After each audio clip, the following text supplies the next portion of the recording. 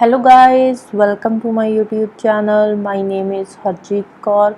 आज हम डिस्कस करेंगे 17 ऑफ जून के डेली करंट अफेयर क्वेश्चंस। तो अगर आपको इस पर्टिकुलर लेक्चर की पीडीएफ चाहिए तो उसके लिए आप मेरा टेलीग्राम चैनल भी ज्वाइन कर सकते हो, जिसका लिंक आपको नीचे डिस्क्रिप्शन बॉक्स में मिल जाएगा। तो शुरू करते हैं। सबसे पहले देखते हैं इम्पॉर्टेंट डेज। इम्पॉर्टेंट डेज में सबसे पहले हम देखेंगे 17 ऑफ जून, यानी कि आज कौन सा डे है? आज है world day to combat desertification and drought.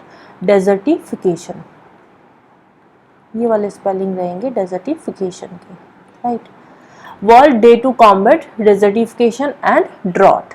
कि डेजर्टिफिकेशन जैसी कोई सिचुएशन आती है या ड्रॉट जैसी कोई सिचुएशन आती है, उसको कैसे हैंडल करना है, उसके रिगार्डिंग अवेयरनेस देने के लिए ये जो डे है वो सेलिब्रेट किया जाता है। तो थीम क्या है? इस साल का थीम है united for land, our legacy our future.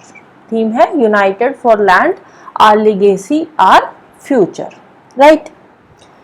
Next चलते हैं क्वेश्चंस पे। फर्स्ट क्वेश्चन है, what is India's rank in global gender gap index? Global gender gap index recently release हुआ है। तो according to global gender gap index India का rank क्या है इसमें? तो इसमें इंडिया का रैंक है 129। रैंकिंग कैसे होती है?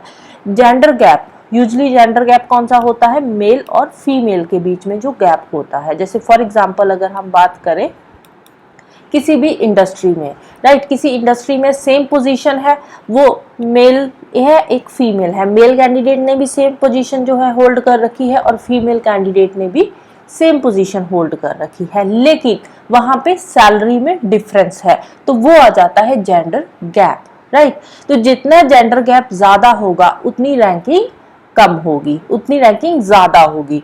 जैसे 129 है, अगर रैंकिंग किसी कंट्री की फॉर एग्जाम्पल 50 है या 40 है तो उसका जेंडर गैप जो है यहाँ पे कम है। इंडिया का रैंक थोड़ा पीछे है तो इसका जेंडर गैप ज्यादा है, राइट। जैसे जो टॉप की कंट्रीज जो इसमें होंगी उसमें जेंडर गैप कम होगा, राइट। जैसे जैसे जेंडर गैप बढ़ेगा वैसे वैसे जो रैंकिंग है वो भी बढ़ती चली जाएगी, राइट। तो इंडिया का इसमें रैंक है 129। तो टोटल कितनी कंट्रीज थी जिसमें से इंडिया का रैंक 129 आया है? तो टोटल 146 कंट्रीज का जो इंडेक्स है वो रिलीज हुआ है, जिसमें इंडिया का रैंक है 129। और ये जो global gender gap report release हुई है, ये किसने रिलीज करी है? ये रिलीज करी है वर्ल्ड इकोनॉमिक फोरम ने, WEF, right. World economic forum ने ये जो रिपोर्ट है वो रिलीज करी है, राइट। टॉप की कंट्रीज कौन सी है? टॉप कंट्री है आइसलैंड। आइसलैंड में जेंडर गैप सबसे कम है। टॉप जो रैंक पे रही गई कंट्री वो है आइसलैंड। फिर second position Finland, then Norway, New Zealand and Sweden. और बॉटम की कंट्री है सूडान, जिसका रैंक है 146 रैंक है सूडान का, और फर्स्ट रैंक है आइसलैंड का। और 145 रैंक जो है वो है हमारी नेबरिंग कंट्री का। कौन सी है? पाकिस्तान।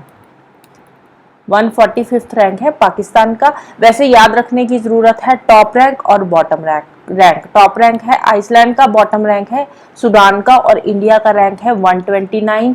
किसने रिपोर्ट रिलीज करी है? वर्ल्ड इकोनॉमिक फोरम ने। ये 3-4 चीजें हैं जिसको याद रखना है, राइट।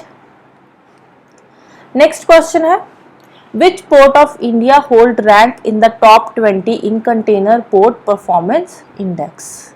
एक और इंडेक्स आया है, container port performance index, CPPI index भी इसको बोलते हैं, कंटेनर पोर्ट परफॉर्मेंस इंडेक्स। तो इसमें इंडिया का एक पोर्ट है जिसने अपनी पोजीशन होल्ड कर रखी है टॉप 20 में। कौन सी पोजीशन है उसकी? 19th रैंक आया है according to container port performance index. कौन सा पोर्ट है? तो पोर्ट का नाम है विशाखापट्टनम पोर्ट। कौन सा रैंक आया है? 19th रैंक है विशाखापट्टनम पोर्ट का, राइट, CPPI इंडेक्स के अकॉर्डिंग। अब ये इंडेक्स किसने रिलीज किया है? तो ये रिलीज किया है world bank and S&P global market intelligence ने। कौन किसने ये रैंक रिलीज किया है? जो CPPI रैंक है, तो इसको रिलीज किया है वर्ल्ड बैंक ने and S&P global market intelligence ने। टॉप रैंक जो है वो कौन से पोर्ट का है? टॉप रैंक है चाइना का पोर्ट है यांगशान पोर्ट, ये टॉप पे रहा है। और सेकंड पोजीशन है पोर्ट ऑफ सलाल की, ओमान का पोर्ट है ये, राइट। नेक्स्ट क्वेश्चन है, which university agrees to return 16th century bronze sculpture of saint Thirumangai Alvar?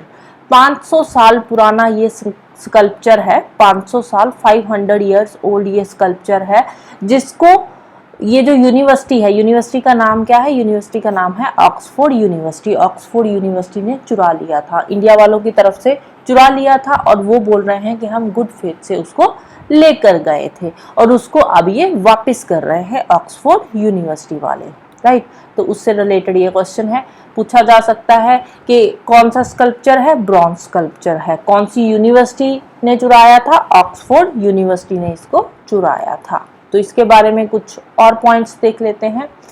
500 साल पुराना ये ब्रॉन्ज आइडल है, तो कहाँ से ये लेकर गए थे? ये तमिलनाडु के एक टेम्पल से इसको उठाकर लेकर गए थे।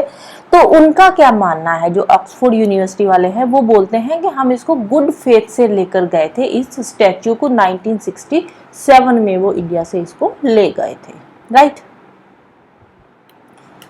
नेक्स्ट है, WHO confirms H9N2 bird flu human case in which Indian state?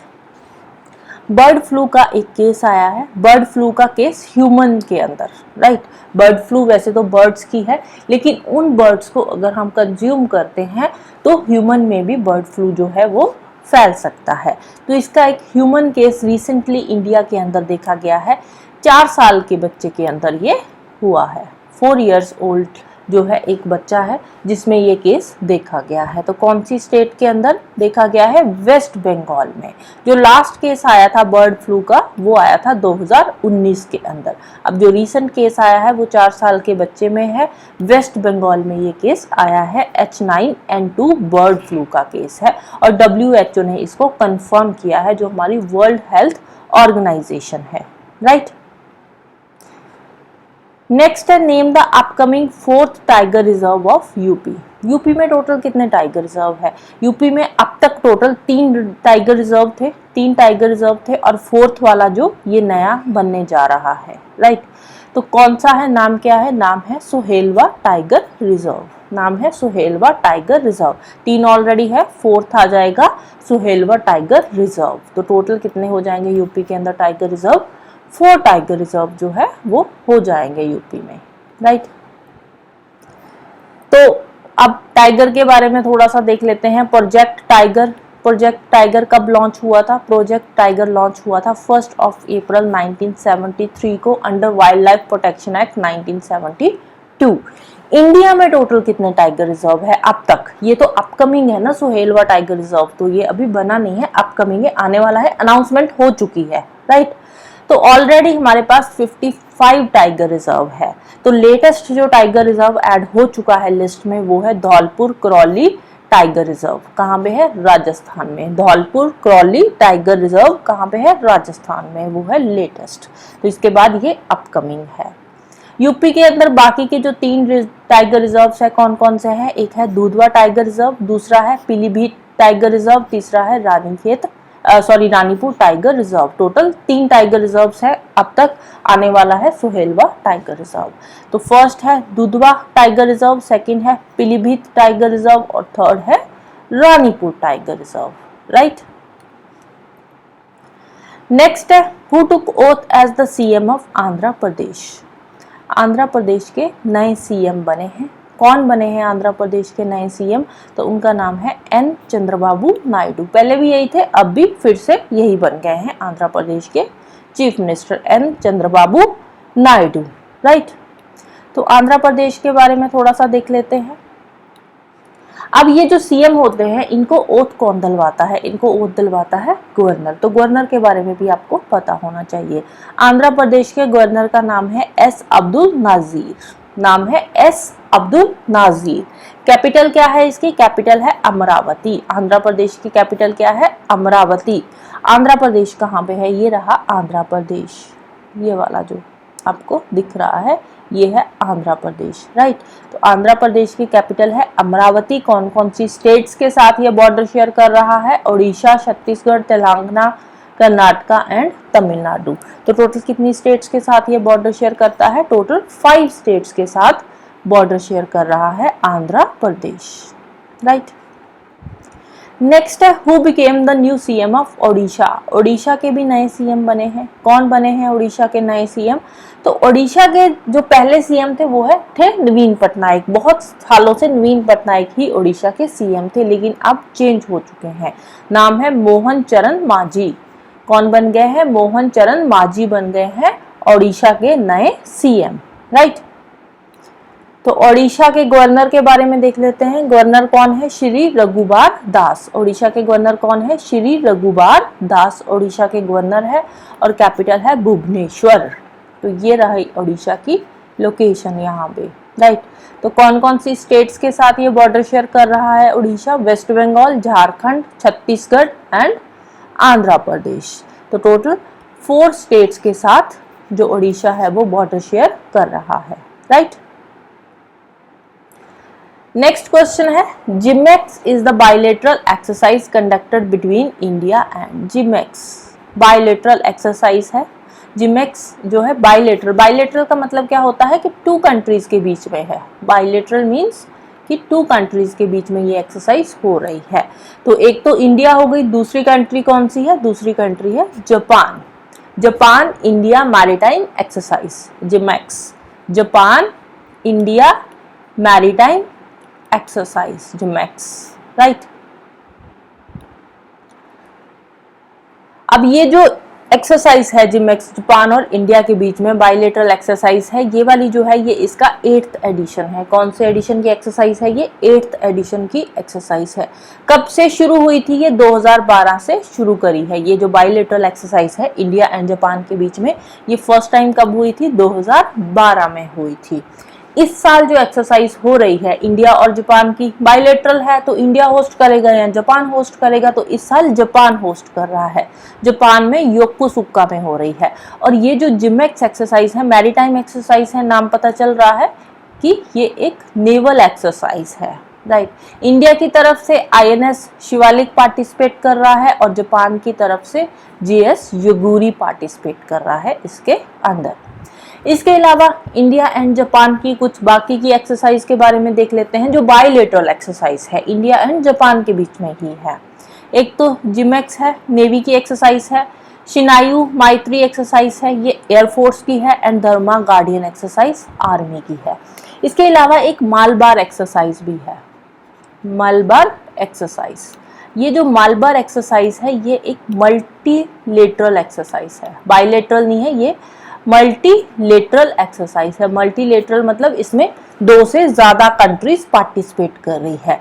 तो इसमें कौन कौन सी कंट्रीज है? एक तो इंडिया है, दूसरा जापान है, तीसरा इसमें आ जाता है Australia and UK, right. Australia and US है, सॉरी, ऑस्ट्रेलिया एंड यूएस, ये 4 कंट्रीज इसमें पार्टिसिपेट कर रही है। ये जो मलबार एक्सरसाइज है, इंडिया एंड जापान तो है ही है, साथ में ऑस्ट्रेलिया एंड यूएस भी इसमें पार्टिसिपेट करता है मलबार एक्सरसाइज में, राइट। नेक्स्ट है which country will host for 2025 international hockey federation mains junior world cup. Mains junior का जो इंटरनेशनल हॉकी फेडरेशन का वर्ल्ड कप है वो कौन सी कंट्री होस्ट करने जा रही है? तो कंट्री का नाम है इंडिया, जो 2025 में होगा, अभी नहीं है, 2025 में होगा, दिसंबर के अंदर, दिसंबर 2025 में ये होगा वर्ल्ड कप हॉकी का, राइट, इंटरनेशनल हॉकी फेडरेशन का, जिसको कौन होस्ट कर रहा है? इंडिया होस्ट कर रहा है। 2023 की अगर हम बात करें, लास्ट जो हुआ था वो 2023 में हुआ था, उसको किसने होस्ट किया था? उसको होस्ट किया था मलेशिया ने। और इसमें जीता कौन था? विनर कौन सी कंट्री थी? तो इसमें विनर थी जर्मनी, राइट। तो लास्ट वाला भी पता होना चाहिए। 2023 में लास्ट हुआ था इंटरनेशनल हॉकी फेडरेशन, कहाँ पे हुआ था? मलेशिया में हुआ था। और विनर कंट्री कौन सी थी? तो विनर कंट्री थी जर्मनी, राइट। इंडिया पहले होस्ट करवा चुका है जो वर्ल्ड कप है इंटरनेशनल हॉकी फेडरेशन का। कब इंडिया ने होस्ट करवाया था? एक तो 2013 के अंदर इंडिया में हुआ था, 2016 में हुआ था और 2021 2021 में हुआ था, अब होगा 2025 में। और 2016 वाला जो था, 2016 वाला जो वर्ल्ड कप था इंटरनेशनल हॉकी फेडरेशन का, वो इंडिया जीता भी था। 2016 वाला जो था वो इंडिया जीता था, right. So that's all for today. तो जाने से पहले वीडियो को लाइक कर देना, शेयर कर देना और चैनल को सब्सक्राइब कर लेना। Thank you, bye bye and have a nice day.